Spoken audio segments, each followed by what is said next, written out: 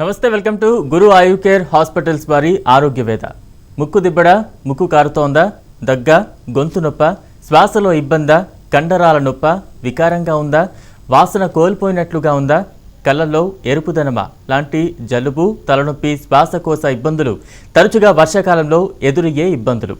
అయితే కోవిడ్ 3వ వేవ్ వస్తుందన్న భయాందోళనలు ఎదురవడంతో పిల్లల్లో ఇలాంటి లక్షణాలు కనిపిస్తే అది కోవిడ్ ఏమోనని అనుమానపడే అవకాశం ఎక్కువగా ఉంది. ఇలాంటి సమస్యలు ఎదురైతే ఎలా అర్థం చేసుకోవాలి, పిల్లలు స్కూల్కు వెళ్ళవలసి వస్తే ఎలాంటి జాగ్రత్తలు పాటించాలి, ఆయుర్వేదం చిన్నపిల్లల వైద్యంలో ఎలాంటి సమాధానం చెబుతోంది. వైద్యరత్న ప్రముఖ ఆయుర్వేద వైద్యులు డాక్టర్ బుక్కా మహేష్ బాబు గారు వీటికి సంబంధించి వివరిస్తారు. స్క్రీన్ మీద కనిపిస్తున్న నంబర్స్కు కాల్ చేసి మీరు నేరుగా డాక్టర్ బుక్కా మహేష్ బాబు గారితో మాట్లాడొచ్చు. డాక్టర్ గారు నమస్తే. నమస్తే. రైట్, మనం గత 3-4 రోజులుగా కోవిడ్ 3rd వేవ్ వస్తే ఎటువంటి జాగ్రత్తలు తీసుకోవాలి అనేది మనం చెప్తూ వచ్చాం. అదే కాకుండా మనకు వర్షాకాలంలో వచ్చేటటువంటి ఈ రకమైనటువంటి శ్వాసకోశ అలర్జీలు కానీ, శ్వాసకోశ ఇబ్బందులు కానీ, ఆస్తమా కానీ, తర్వాత ఈ శ్వాసకోశ సంబంధితమైనటువంటి సైనసైటిస్ కానీ ఇట్లాంటి రోగాలు వచ్చినప్పుడు కూడా ఇవి కూడా మనకు కోవిడ్లానే కనిపిస్తాయి. ఇవి వాటిని కూడా చూసి అవి ఇవేమో అని అనుకునే ప్రమాదం ఉంది. కాబట్టి చిన్నపిల్లల్లో, తర్వాత కొంచెం మధ్య వయస్కు వాళ్ళలో ఇలాంటి సమస్యలు వచ్చినట్లయితే ఏం జాగ్రత్తలు తీసుకోవాలి, ఎలాంటి ఔషధాలు మనం ఉంచుకోవాలి, దగ్గర ఉంచుకోవాలి, కంగారు పడకుండా ఎలా చూసుకోవాలనే విషయాల గురించి మనం మాట్లాడుకున్నాం. అంటే ఇటీవల మనం చూస్తూ ఉన్నాం, ప్రపంచవ్యాప్తంగా ఈ కోవిడ్ని ఎదుర్కోవాలంటే న్యాచురల్ ఇమ్యూనిటీని బూస్టప్ చేసుకోవాలని అందరూ చెప్తూ ఉంటారు. నిజంగా ఆయుర్వేదం ఏం చెప్తోంది? ఆయుర్వేదంలో ఎటువంటి ఔషధాలు ఉన్నాయి మనకి? మీకు నేను ఒక చిన్న ఇటీవల జరిగిన ఒక సంఘటన చెప్తాను. ఒక చిన్న పిల్లవాడు చాలా హై ఫీవర్ వచ్చేసింది. హై ఫీవర్ వస్తే పేరెంట్స్ సందర్భంగా ఒకరిద్దరు పిల్లలు కాబట్టి కంగారు పడిపోతాం. కంగారు పడిపోయేసి పీడియాట్రిషియన్ దగ్గర తీసుకుపోతే ఆయన అన్నారు కదా, కొంచెం హై ఫీవర్ ఉందమ్మా, అడ్మిట్ చేద్దాం అన్నారు. అడ్మిట్ చేసిన తర్వాత ఇమ్యూనోగ్లోబిన్స్ ఇంజెక్షన్ ఇచ్చారట, ఇమ్యూన్ సిస్టమ్ బూస్ట్ కావడానికి, జ్వరం తగ్గడంతో పాటు. ఇది ఫీవర్ ఫర్ అన్నోన్ రీజనే. అసలు ఇట్ వాజ్ నాట్ అంటే డయాగ్నోస్డ్ యాజ్ డెంగ్యూ కానీ మరొకటి కానీ ఇంకోటి కానీ అలాగా డయాగ్నోస్ చేయలేదు. వాళ్ళు అట్లా సస్పెక్ట్ చేశారు, డెంగ్యూ అని సస్పెక్ట్ చేసుకున్నారు. న్యాచురల్ ఇమ్యూన్ సిస్టమ్ను బూస్ట్ చేసుకోవడానికి ఇమ్యూనోగ్లోబిన్స్ ఇచ్చారు. ఇచ్చిన తర్వాత డాక్టర్ ఏం చెప్పాడంటే 2-3 రోజుల తర్వాత ఫీవర్ తగ్గిన తర్వాత జాగ్రత్తగా ఉంచండి, ఐసోలేషన్లో ఉంచండి పిల్లవాడిని. తర్వాత ఇది కేవలము తాత్కాలికంగానే పనిచేస్తుంది ఈ ఇంజెక్షన్ కూడా, అంటే ఇమ్యూన్ సిస్టమ్ని బూస్ట్ చేయడానికి. కానీ న్యాచురల్ ఇమ్యూన్ సిస్టమ్ను మాత్రం బూస్ట్ చేసుకోవడానికి మీరు అది మనకు పర్మనెంట్గా మనతో పాటు ఉంటుంది. ఆ విషయం పైన మీరు కాన్సన్ట్రేట్ చేయడం చెప్పారు. అంటే పేరెంట్కి ఏం చెప్పారు? న్యాచురల్ ఇమ్యూన్ సిస్టమ్ అని. ఈరోజు కోవిడ్ లాంటి అంటే వాటికి మనము ప్రివెన్షన్గా వ్యాక్సిన్ తీసుకున్నప్పటికీ కూడా ఏం చెప్తున్నారు? మీరు సోషల్ డిస్టెన్సింగ్ మెయింటైన్ చేయాల్సిందే, తర్వాత పరిశుభ్రత మెయింటైన్ చేయాల్సిందే, తర్వాత నెక్స్ట్ వచ్చేసి మాస్కింగ్ అనేది ఇది మస్ట్ అండ్ షుడ్ అని చెప్తాను ప్రపంచవ్యాప్తంగా కదా. ఇక్కడ అంటే ఇటీవల ఇజ్రాయెల్ లాంటి దేశంలో మాస్క్ తీసేసాము మేము, మీరు ఇంకా మాస్క్ వాడక్కర్లేదని చెప్పినటువంటి దేశంలో కూడా ఈరోజు ఏం జరుగుతూ ఉంది? మళ్ళీ కూడా కోవిడ్ కేసులు రికార్డ్ అవుతూ ఉన్నాయి. కానీ మాకొస్తున్న సమాచారం ప్రకారంగా అంటే మనకు పెద్ద పెద్ద హాస్పిటల్స్లో కానివ్వండి, తర్వాత జరుగుతున్న మార్పులు పరిణామాలను చూస్తూ ఉంటే కోవిడ్ లాంటి ఇన్ఫెక్షన్స్ వచ్చినప్పటికీ కూడా ఇటీవల కాలంలో వాటి యొక్క తీవ్రత అంత ఎక్కువగా లేదు. ప్రధానంగా మనం గమనించాల్సింది ఏంటంటే పెద్ద పెద్ద హాస్పిటల్స్లో వచ్చేటటువంటి ఓపీడీని కనుక మనం పరిశీలించినట్లయితే వచ్చినప్పటికీ కూడా అంత తీవ్రత కనిపించట్లేదు. ఇంకొక వైపున దేశవ్యాప్తంగా ఈ యొక్క వ్యాక్సినేషన్ అనేది శరవేగంగా జరుగుతూ ఉంది. ఇదొక ఆరోగ్యకరమైనటువంటి పరిణామం. అయినప్పటికీ ఇక్కడ కేంద్ర ప్రభుత్వం వాళ్ళు డిపార్ట్మెంట్ ఆఫ్ ఆయుష్ ద్వారా, ఆయుష్కి ఒక మినిస్టర్ ఉన్నారు. చాలామందికి అసలు 90% పీపుల్కి ఈ విషయమే తెలియదు. అంటే ఆరోగ్య శాఖ మంత్రి మాత్రమే ఉంటారన్న విషయమే తెలుసు తప్ప ఆరోగ్య అంటే ఈ యొక్క డిపార్ట్మెంట్ ఆఫ్ ఆయుష్కు ఒక సపరేట్ మినిస్టర్ ఉన్నారు, దానికి ఒక సపరేట్ బడ్జెట్ అలొకేషన్ ఉంది. దాన్ని కేంద్ర ప్రభుత్వం వాళ్ళు ముఖ్యంగా ఆయుర్వేదం ఇతరత్ర వైద్య శాస్త్రాలకు సంబంధించినటువంటి వాటిని ప్రమోట్ చేస్తుంది, ప్రజల మధ్యలో దాన్ని గట్టిగా పుష్ చేస్తుందన్న విషయం చాలామందికి తెలియదు. అయితే కేంద్ర ప్రభుత్వం వాళ్ళు ఈ కోవిడ్ వచ్చినప్పటి నుంచి కూడా చాలా సీరియస్గా న్యాచురల్ ఇమ్యూన్ సిస్టమ్ను ఎట్లా బూస్ట్ చేసుకోవాలి అనే విషయం పైన కృతనిశ్చయంతో ఎంతో సమాచారాన్ని స్కూల్స్కు తర్వాత సమాజంలో ఇతరత్ర ఆర్గనైజేషన్స్ మధ్య లోపల పుష్ చేస్తూ ఉంది. ఇది నోటీస్ చేయదగినటువంటి ఒక ఒక ఒక గొప్ప మార్పు అని చెప్పాలి. డాక్టర్ ఒక కాలర్ ఉన్నారండి, కాలర్ తర్వాత మనం కంటిన్యూ చేద్దాం. హైదరాబాద్ నుంచి వెంకటేష్ గారు ఉన్నారు. వెంకటేష్ గారు నమస్తే అండి. సార్ నమస్తే సార్. రైట్, ఏమైనా ఇబ్బందులు సమస్యలు ఉంటే డాక్టర్ గారితో నేరుగా మాట్లాడారు. అదే సార్, మా భార్యకు ఇబ్బంది అస్తమా ఉంది, మరి మైక్రో పెయిన్ ఉంది, తెల్లని దగ్గర నిద్రలేదు సార్. ఆస్తమా ఎప్పటి నుంచి ఉందమ్మా? నమస్తే సార్. నమస్తే. నమస్తే. ఆస్తమా ఎప్పటి నుంచి ఉంది? వెంకటేష్ గారు నేరుగా ఫోన్లో మాట్లాడండి, టీవీ వాల్యూమ్ తగ్గించేయండి, టీవీని మీరు ఫాలో అవుతారు, ఇంట్లో వాళ్ళు ఫాలో అవుతారు. డాక్టర్ గారితో నేరుగా ఫోన్లో మాట్లాడండి. చెప్పండి. 3 ఏళ్ల నుంచి ఆస్తమా ఉందా? ఏం మందులు వాడుతున్నారు? మందులు ఏం వాడుతున్నారు వెంకటేష్ గారు? ఇవ్వండి, చెప్పమ్మా. 2008 ఉంది సార్. ఆస్తమా అంటే ఏం లక్షణాలు ఉన్నాయమ్మా? పిల్లి కూతలు ఉన్నాయా? వాడతాను, లివోలిన్ ఇన్హేలర్ వాడతాను, మాంటేవిర్ నైట్ లో వేసుకుంటాను సార్. సరే, మరి మీరు ఎప్పుడైనా ఆయుర్వేదం వాడారా? మీ భాష సరిగ్గా మాట్లాడండి. మీరు ఇంతకు ముందు ఎప్పుడైనా ఆయుర్వేదం వాడారా? Hello hello. సో ఆస్తమా వచ్చినటువంటి రోగులు చాలామంది కూడా అక్కడ ఏంటంటే ఇన్స్టెంట్ రిలీఫ్కు బాగా అలవాటు అయిపోయిస్తారు. తర్వాత స్టిరాయిడ్స్ వాడతారు, ఏమాత్రం ఇన్ఫెక్షన్ ఉన్న యాంటీబయాటిక్స్ వాడతారు, తర్వాత ఈ యొక్క పప్స్ ఇన్హేలర్స్ ఎక్కువగా వాడతారు. సో ఇవి కాకుండానే మనం గతం ఎపిసోడ్లో చూసాం, 20 సంవత్సరాల నుంచి ఆస్తమాతో బాధపడుతున్నటువంటి ఒక ప్రొఫెసర్ గారు ఆయుర్వేదం మందులు వాడుతూ వితిన్ 3 monthsలో పఫ్ వాడాల్సినటువంటి అంటే ఈ ఇన్హేలర్స్ వాడాల్సినటువంటి అవసరం గణనీయంగా తగ్గిందని చెప్పారు. సో ప్రజల్లో ఆయుర్వేదం పట్ల ఒక రకంగా అవగాహన లేకపోవడం, తర్వాత సెకండ్ వచ్చేసి ఈ ఆయుర్వేదం పైన విపరీతంగా ఇదేదో పసరు మందులు నాటు మందులు అవి ఇవి అని చెప్పి ఒక ఆయుర్వేదాన్ని తీసుకొచ్చి అందులో కలిపేయడం.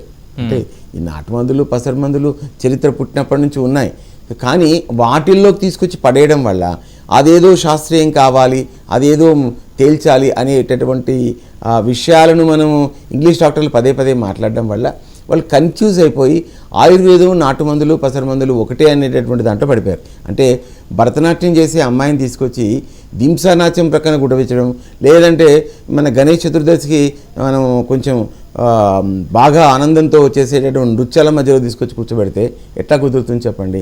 భరతనాట్యం అనేటువంటి డిఫరెంట్, ఇది డిఫరెంట్, దింసానాట్యం డిఫరెంట్.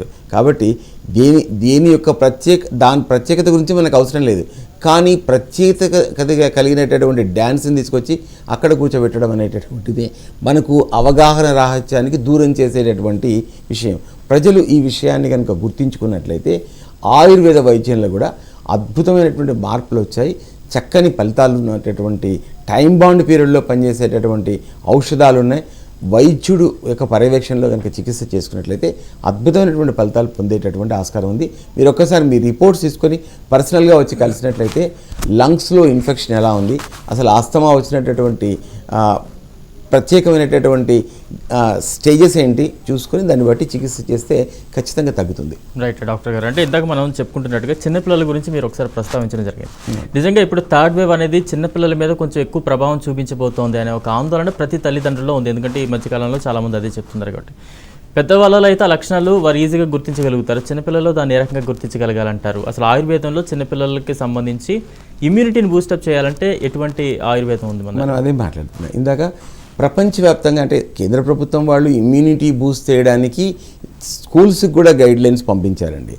కానీ ఇక్కడ ఏంటంటే ఐఎంఏ వాళ్ళు, ఇండియన్ మెడికల్ అసోసియేషన్ వాళ్ళు ప్రతిదానికి ఏంటంటే ఆయుర్వేదం ఏమైనా ఒక స్టేజ్ ముందుకు పోయిందంటే 4 స్టేజీలు వెనక్కి లాగేద్దామని అనుకుంటారు. ఇది ఎందుకు వాళ్ళు ఘర్షణ వైఖరి తీసుకుంటున్నారో నాకైతే అర్థం కావట్లేదు. మరి వాళ్ళు ఎందుకు అంటే వాళ్ళు పోటీగా ఆయుర్వేదం ఎదుగుతుంది, ప్యారలల్గా ఎదుగుతుంది అనేటటువంటిది వాళ్ళ ఇబ్బంది. కానీ వాస్తవం ఏమిటి అంటే ప్రపంచవ్యాప్తంగా నిజం మాట్లాడుకున్నట్లయితే ప్రపంచవ్యాప్తంగా ఇమ్యూన్ సిస్టమ్ను బూస్ట్ చేసుకోవడానికి ప్రపంచవ్యాప్తంగా ఆయుర్వేదం గురించే ప్రపంచం అంతా ఆలోచిస్తుంది. సో ఈ నేపథ్యంలో మనం అర్థం చేసుకోవాల్సింది ఏంటంటే చిన్న పిల్లల్లో అంటే ఇందాక చెప్పాను ఆ అబ్బాయిలో వచ్చేసి ఏంటి వాళ్ళు డాక్టర్ గారు ఏం చెప్పారు, మీరు ఈ ఇమ్యూనోగ్లోబిన్స్ ఇంజెక్షన్ అనేది కేవలము ఇప్పుడు తాత్కాలికంగా మాత్రమే పనిచేస్తుంది, న్యాచురల్ ఇమ్యూనిటీని మాత్రం మీకు మీరే బూస్ట్ చేసుకోవాలని చెప్పారు. సో ఇక్కడ పిల్లల్లో ఇమ్యూనిటీ బూస్ట్ చేసుకోవడానికి సాధారణంగా అసలు యాక్చువల్లీ వైరస్ ఇన్ఫెక్షన్స్ వచ్చినప్పుడు యాంటీబయాటిక్స్ అనేవి టూ మచ్ ఆఫ్ యాంటీబయాటిక్స్ అనేది ఎంత మేరకు వాడకుండా ఉంటే అంత మంచిది. ఎందుకంటే వైరస్ పైన యాంటీబయాటిక్ పనిచేది. ఇటీవల కాలంలో ఒక సెట్ ఆఫ్ పీడియాట్రిషియన్స్ ప్రధానంగా ఏంటంటే యాంటీబయాటిక్స్ రాయడం మానేశారు. వాళ్ళు ప్రధానంగా ఏంటంటే న్యాచురల్గా ఉండేటటువంటి అంటే నేచురల్ సిస్టమ్ను డిస్టర్బ్ చేయకుండా వైద్యం చేసేటటువంటి ఒక విధానాన్ని ఫాలో అవుతూ ఉన్నారు. అలాగా మనం పిల్లలకు అయినంత మేరకు ఆయుర్వేదలో ఉండేటటువంటి ఔషధాలు ప్రధానంగా నేను క్రితం ఎపిసోడ్లో చెప్పాను నేను.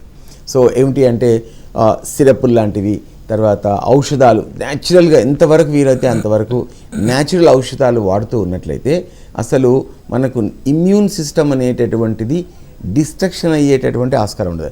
ఇమ్యూన్ సిస్టమ్ అనేటటువంటిది తగ్గిపోవడం వల్లనే ఈ అనేకమైనటువంటి ఇన్ఫెక్షన్స్ అనేటటువంటి మనం ఎదుర్కొంటూ ఉన్నాం. సో కాబట్టి ఇట్లాంటి ఇమ్యూన్ సిస్టమ్స్ని ఎదుర్కోవడానికి చాలామంది అలోపతిక్ డాక్టర్స్ ఏంటంటే ప్రజలందరినీ మిస్గైడ్ చేస్తూ ఉన్నారు. ఇటీవల ఎవరో నాతో మాట్లాడుతూ మాట అన్నారు, అదేమిటండి మేము ఇంకా వేరే ఏదైనా ఇక్కడ మీ దగ్గర తగ్గట్లేదు కదా, మీరు ఆయుర్వేదం వాడుకోవాలన్నా ఏమంటే ఆయుర్వేదం వేస్ట్ అండి, ఆయుర్వేదం పనిచేయదండి, ఇంకా ఈ కాలంలో ఆయుర్వేదం ఏంటండి, ఈ కాలంలో ఆయుర్వేదం ఎవరైనా వాడతారా, చిచి మీరు డోంట్ టాక్ సచ్ థింగ్స్ అని అన్నట్టుగా కసురుకున్నట్టుగా మాట్లాడతారు. సో వీళ్ళ అమ్మలు ఆయుర్వేద వైద్యం వాడలేదా, వీళ్ళు చిన్నప్పుడు పుట్టినప్పుడు వీళ్ళ తల్లిదండ్రులు వీళ్ళకి ఆయుర్వేదం ఏదో రూపంలో పెట్టలేదా?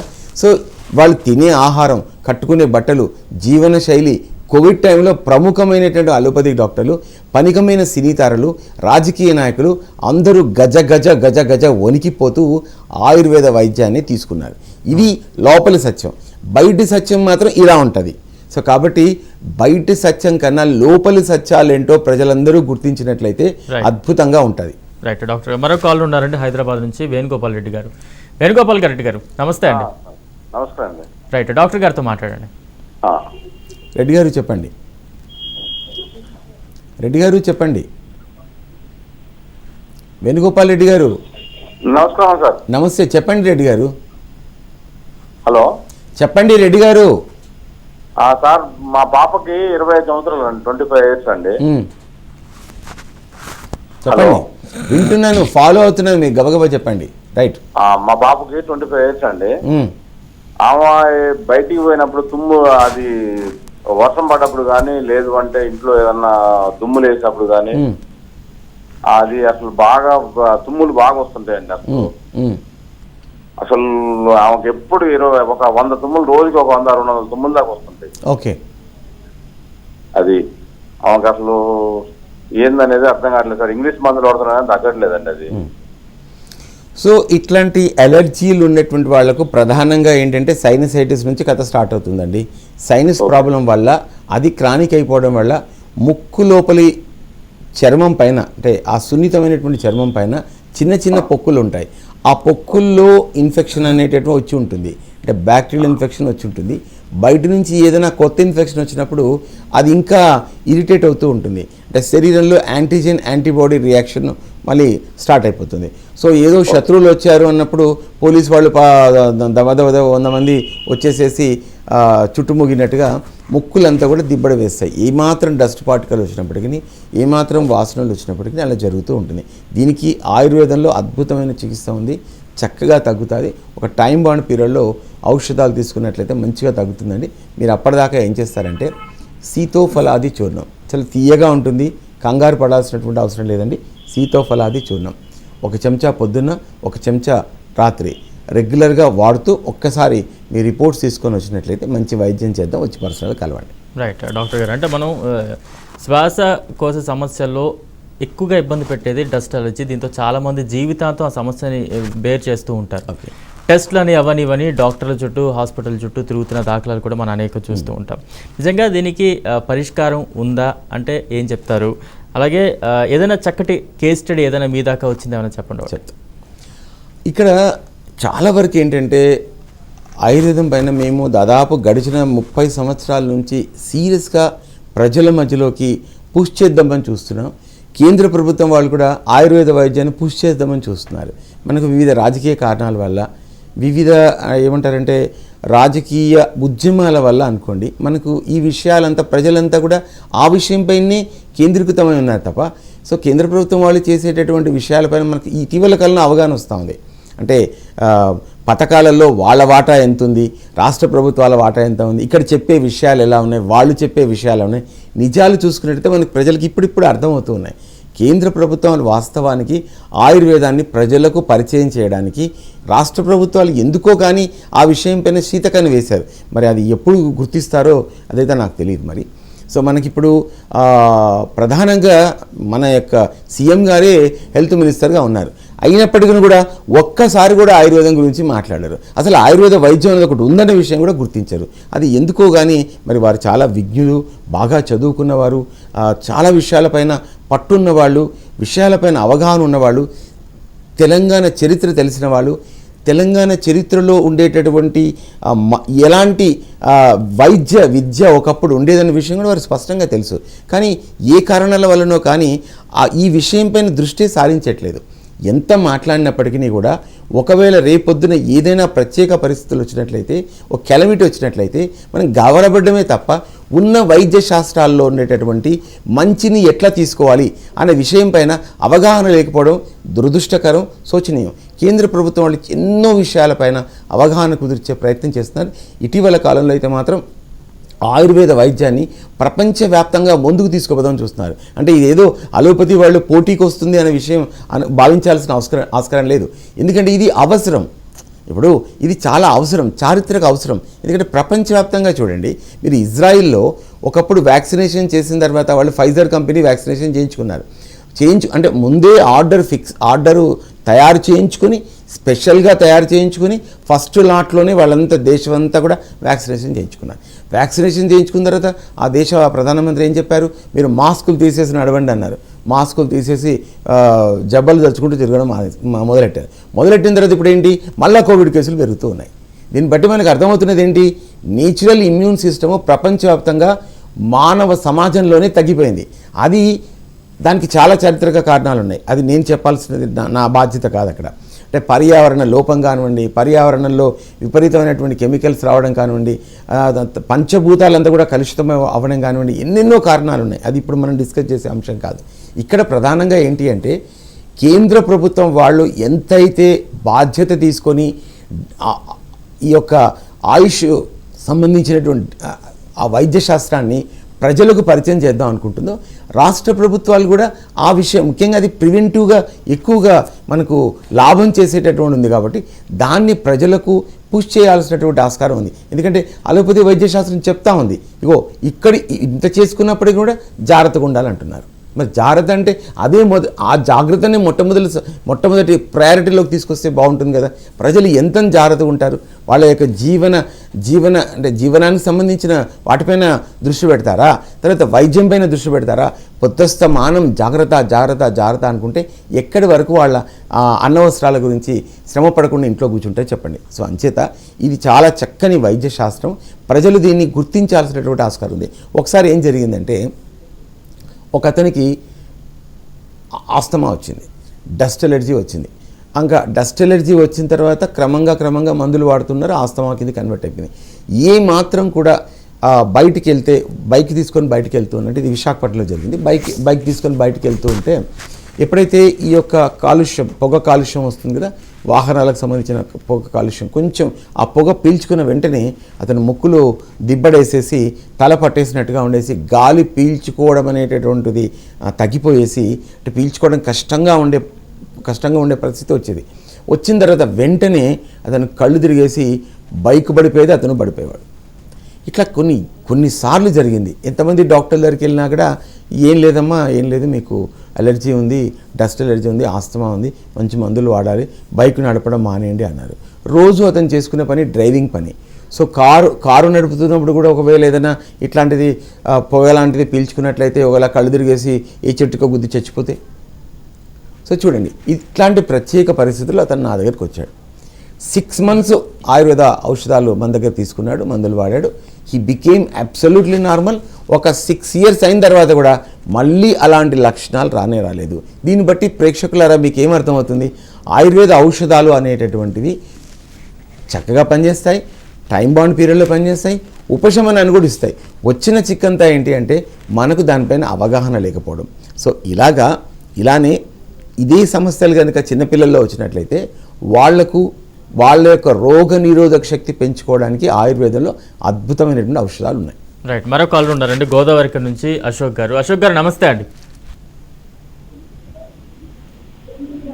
అశోక్ గారు నేరుగా మాట్లాడండి, ఫోన్లో మాట్లాడండి. డాక్టర్ గారు ఉన్నారు, బుక్క మహేష్ బాబు గారు. డాక్టర్ గారితో మీ సమస్య ఇబ్బంది ఏమైనా ఉంటే మాట్లాడండి. చెప్పండి అశోక్ గారు. నమస్తే అశోక్ గారు, చెప్పండి. 10 సంవత్సరాల నుండి ఒంట్లో పురుగులు అవుతాయి సార్. ఏమండి ఏమండి మళ్ళీ చెప్పండి.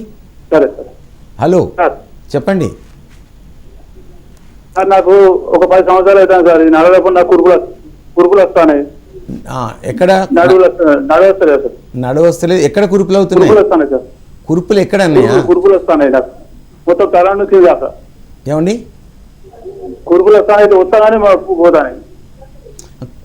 అన్నయ్య నీ చెప్పేది కురుపులా కురుములా ఏంటది మీరు చెప్పేది? ఏమండి కురుపులు వస్తాయి బాగా శరీరం అంతా కురుపులు వస్తున్నాయా? కురుములు అంటే సార్ శరీరం అంతా చెప్పారా అన్నయ్య? కురుపులు వస్తాయి సార్. కురుపులు ఛాతి మీద, ఇక్కడ శరీరం మీద, కాళ్ళ మీద. మరి అవి తగ్గట్లేదా? తగ్గట్లేదా అన్నయ్య? సరే మంచిదన్నయ్య. ఓకే, ఈ శరీరం అంతా కురుపులు రావడానికి సాధారణంగా మనం వేడి గడ్డలని అంటాము. తర్వాత అవి గడ్డ కట్టినట్టుగా ఉండేసి కొన్ని సందర్భాలు చితికిపోతాయి, మళ్ళీ వస్తూ ఉంటాయి. ఇట్లాంటి వాటికి ఆయుర్వేదంలో చక్కని పరిష్కార మార్గాలు ఉన్నాయి.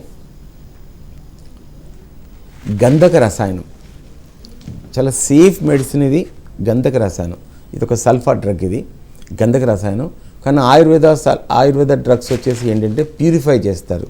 అలోపతి లాగా కెమికల్ను మాత్రమే తీసుకోరు. సో ఇక్కడ ప్యూరిఫై చేస్తారు ఆయుర్వేద ఔషధాలను. గంధక రసాయనం అనే రాసుకోండి. గంధక రసాయనం 2 tablets పొద్దున్న, 2 tablets మధ్యాహ్నం, 2 tablets రాత్రి రెగ్యులర్గా మీరు వాడినట్లయితే ఖచ్చితంగా ఆ గడ్డలు అనేటటువంటివి కరిగిపోతాయి. ఇంకా దాని తర్వాత ఏంటంటే చందనాన్ని మనము ఈ యొక్క రాత్రి పొద్దున కానీ రాత్రి కానీ స్నానం చేసినప్పుడు ఏం చేయాలంటే ఈ శనగపిండిలో చందనాన్ని బాగా నూరి ఆ పేస్ట్ అంతా దాంట్లో కలుపుకొని పేస్ట్ లాగా చేసుకొని ఒంటికంతా రాసుకున్నట్లయితే అవి అంటే వాటి గడ్డల పైన ఇతరత్ర ఇన్ఫెక్షన్ రాకుండా మనకు యాంటీ ఫంగల్గా మనకు హెల్ప్ చేస్తుంది. కాబట్టి అలా స్నానం చేయండి. చందనాన్ని మనకు శనగపిండిలో కలుపుకొని బాగా చక్కగా పేస్ట్ లాగా చేసుకొని ఒంటికి పెట్టుకోండి, సబ్బులాగా ఒంటికి పెట్టుకోండి. అట్లా పెట్టుకొని స్నానం చేసినట్లయితే చల్లదనం ఉంటుంది, గడ్డలపైన నొప్పి తగ్గుతుంది, బర్నింగ్ సెన్సేషన్ తగ్గుతుంది అండ్ సౌకర్యవంతంగా ఉంటుంది. రైట్, ధన్యవాదాలు డాక్టర్ గారు. ఒక చిన్న మాట సార్, ఇంకా ఇప్పుడు ఏంటంటే మనం చిన్నపిల్లల్లో ఇమ్యూనిటీ పవర్ పెంచుకోవడానికి ఆ విషయం మనం ఈరోజు చెప్పాలనుకున్నాం కదా.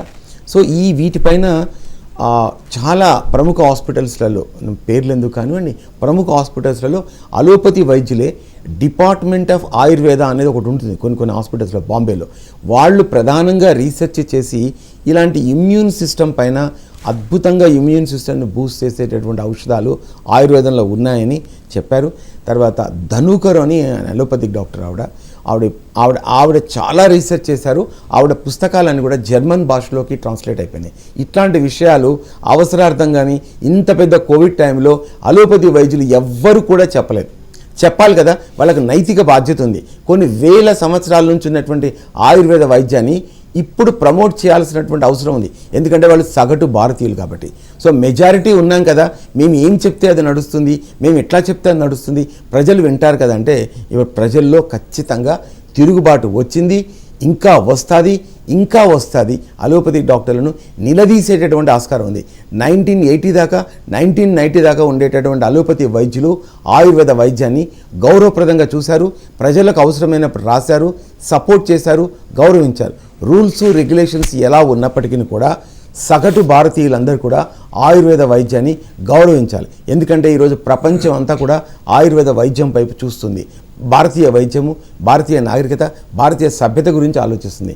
కాబట్టి వచ్చే ఎపిసోడ్స్లలో పిల్లల్లో పనిచేసేటటువంటి ఇమ్యూన్ బూస్ట్ చేసేటటువంటి ఔషధాలు ఏమున్నాయో కూడా మనం తెలుసుకుందాం. మీరు అనుకున్నట్టుగా ఆయుర్వేద వైద్యం అంటే కషాయాలు, చేదు మాత్రలు, గుళికలు అట్లా లేదు, చాలా మారింది. టానిక్లు, సిరపులు, తర్వాత మంచి ట్యాబ్లెట్స్, కలర్ఫుల్ ట్యాబ్లెట్స్లో ఆకర్షణీయమైనటువంటి రంగుల్లో, రుచిలో, క్వాలిటీ ఎక్కడ తగ్గకుండా అలోపతి ఎలా ఉందో ఆ మాదిరిగా ట్రాన్స్ఫార్మ్ అయిపోయింది. దయచేసి ఆయుర్వేదాన్ని కొత్త దృక్పథంతో చూసినట్టయితే కొత్త జీవితాన్ని, కొత్త ఆరోగ్యాన్ని, కొత్త ఆశలతో ఎంచుకునే ఆస్కారం ఉంది. రైట్, ధన్యవాదాలు డాక్టర్ గారు. నిజంగా మా కాలర్స్ అడిగిన ఇబ్బందులకు కావచ్చు, సమస్యలకు కావచ్చు, ఆయుర్వేదంలో చక్కటి పరిష్కార మార్గాలు చూపించారు. ఇది ఇవాల్టి గురు ఆయు కేర్ హాస్పిటల్స్ వారి ఆరోగ్య వేద. Stay tune to Raj news.